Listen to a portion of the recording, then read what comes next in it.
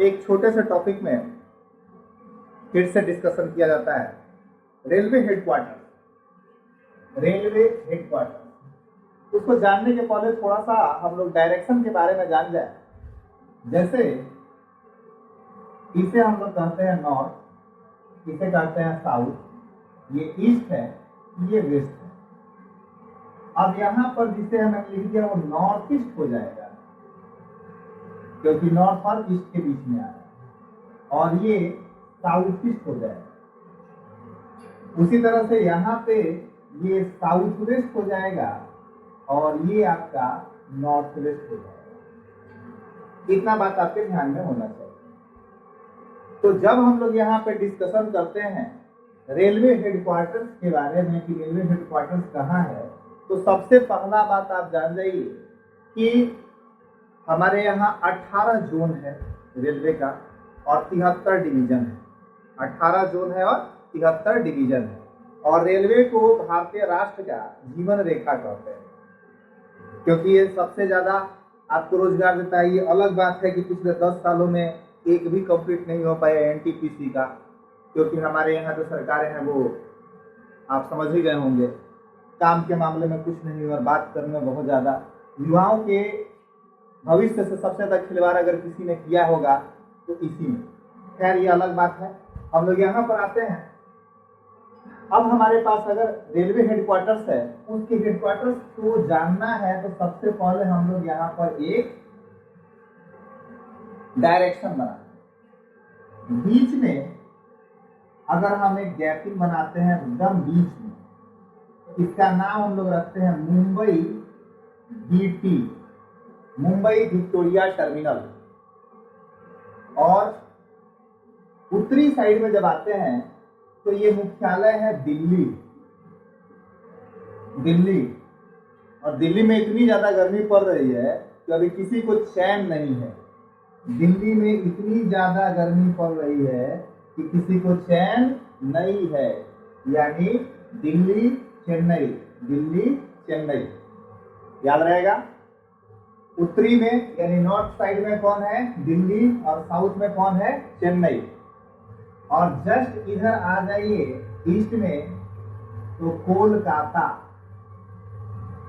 और अगर वेस्ट में आ जाएंगे, वेस्ट में तो आपको कौन आता है बता सकते हैं आप लोग? मुंबई ही आएगा, लेकिन इसका नाम हो जाएगा Mumbai Churchgate, Mumbai Churchgate. Kolkata, Mumbai BT, Mumbai Churchgate, Delhi और चेन्नई। इतना करने के बाद इसके बीच में भी डिस्टेंस काफी लंबा लंबा हो जा रहा है, यानी बीच में भी कोई हेडक्वार्टर होना चाहिए। तो यहाँ बीच में है हाजीपुर, नाम सुने होंगे, बिहार में है हाजीपुर। और इधर है आपका जबलपुर। ये दोनों में ये चीज कॉमन है, यानी याद रहेगा। और यहाँ पे आपका इलाहाबाद, ठीक नीचे यहाँ पे आपका आ जाएगा सिकंदराबाद।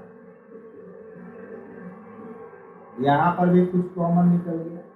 बाद इलाहाबाद, सिकंदराबाद, हाजीपुर, जबलपुर, टोटल देखे तो 5, 4, 9 हेडक्वार्टर हमने याद कर लिया। अभी और 9 हेडक्वार्टर याद करना है।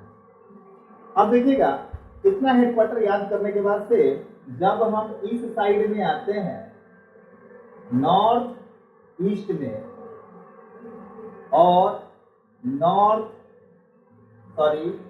साउथ वेस्ट में,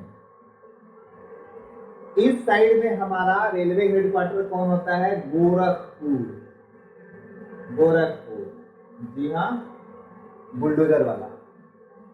और इस साइड में जब हम आते हैं तो आता है हुबली, कर्नाटक में है ये, हुबली कर्नाटक, ठीक है। अच्छा, इन दोनों के बीच में यहाँ पे आता है गुवाहाटी।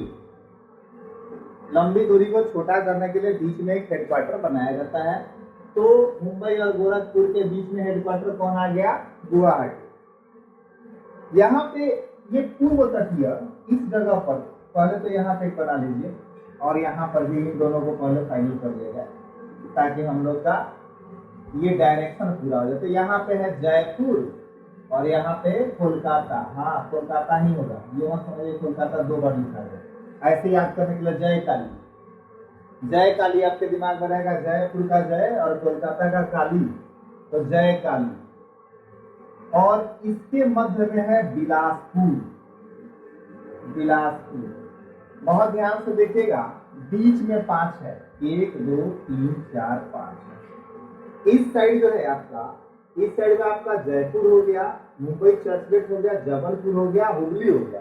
एक और यहाँ पे कोंकण है, कोंकण मुंबई में है, कोंकण। तो ये भी 5 हो गया। देखिएगा 1 2 3 4 5, 1 2 3 4 5। तो 5 इस साइड में हो गया, 5 इस साइड में हो गया। हमेशा लिखते समय याद रखिएगा, ये थोड़ा सा सट गया, इसको दूर कर देते हैं। मुंबई चर्च गेट। अब आपको 5वां स्पॉट दिखाई देगा, 1 2 3 4 5 और ये 5। और यहाँ पर अभी तक 1 2 3 4 5 6 लिखाए हैं, 2 और बाकी है। तो जो दक्षिण तट पे है सबसे नया वही है, इसका नाम है विशाखापट्टनम, विशाखापट्टनम। और जो पूर्वी तट पे है उसका नाम है भुवनेश्वर।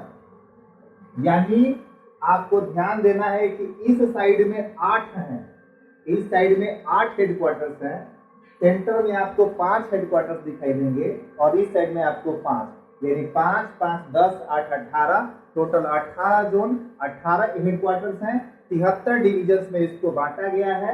आप लोग इसे आसानी से याद कर सकते हैं, जैसे मैंने ग्राफ खींच के बनाया है वैसे ही आप लोग एक दो बार ट्राई करिएगा। उम्मीद करते हैं कि आप लोग का ये टॉपिक क्लियर हो जाएगा।